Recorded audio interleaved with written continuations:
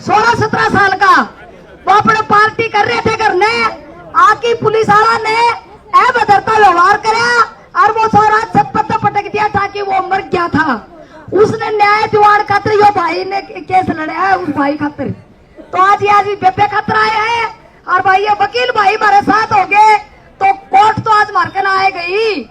कितने बचेंगे ये बाजली के और या अदालत है या कि न्याय पूरा होगा इस अदालत में और ली अदालत में और विश्वास को नहीं रहा। तो भाई मैं आमंत्रित करूंगी भाई जो भाई इस पे ने न्याय दिवाना रहा ना वो तो जगह बैठे और जो ऐसा है वो खड़े रही हो भाई। भाई पे न्याय दिवाना रहा वो बैठ जाएगा, बैठ जाओ।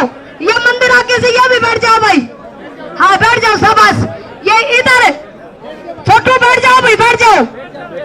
अब बेटे ने न्याय दिवाना रहा भाई और मेरा थोड़ी है यो दुख दर्द मारे हैं और बहुत अच्छे से आप शांति का दान दे रहे हैं ये नौजवान बच्चे।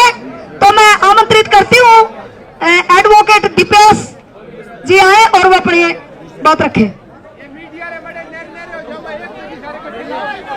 साथियों सभी को राम राम। मेरी मातृशक्ति, मेरे बुजुर्ग और नौजवान साथियों, सबसे पहले मैं सर्वप्रथम हमारी बहन मनीषा को श्रद्धा सुमन अर्पित करता हूं और आपसे कहना चाहता हूं कि आपके इस होश को और आपके इस जोश को ऐसे बरकरार रखना, क्योंकि ये जो सरकार है ये तो अंधी गूंगी और बहरी सरकार है। जब कोई अन्याय इनके बड़े बड़े लोग करते हैं, आपको मैं याद दिलाना चाहता हूं कि इस प्रदेश के प्रदेश अध्यक्ष जो भारतीय जनता पार्टी के प्रदेश अध्यक्ष हैं, उसके ऊपर एक महिला के साथ अत्याचार करने का आरोप है और वो भाजपा सरकार उसको बचा के बैठी है। तो हम उससे क्या उम्मीद लगा सकते हैं? ये एक सोचने का विषय है।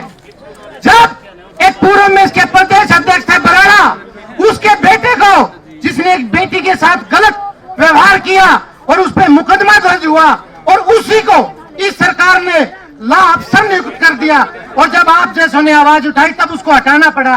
तो इस निकम्मी और बहरी सरकार से अब क्या उम्मीद कर सकते हैं? साथियों, हमें ना बहुत बारीकी से कुछ समझने की जरूरत है। भाई भारती जी 2 मिनट, हमें ना भाई 2 मिनट, भाई हमें बहुत जरूरी बातें समझने की जरूरत है। ये पुलिस प्रशासन और ये शासन दोनों एक ही सिक्के के पहलू हैं।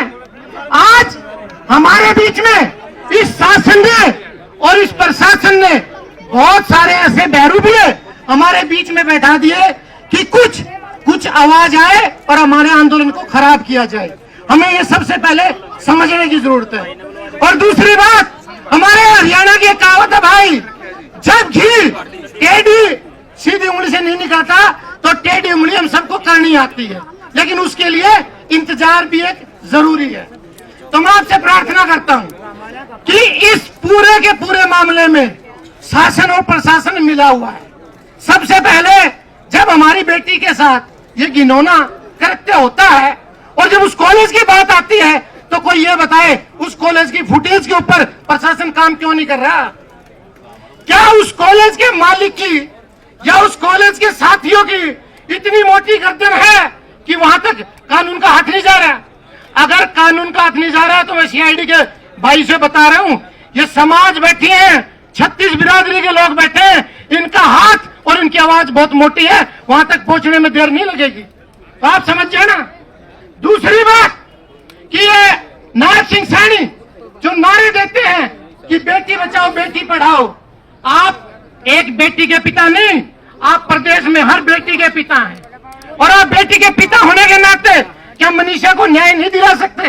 और अगर आप न्याय नहीं दिला सकते तो हम सब हाथ ऊपर खड़े करके मांग करते हैं कि इस मुख्यमंत्री को इस्तीफा दे देना चाहिए। जो न्याय नहीं दिला सकता उसको इस्तीफा दे देना चाहिए।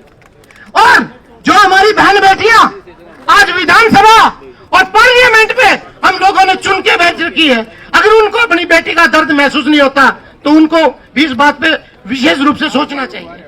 ये एक बहुत अहम विषय है।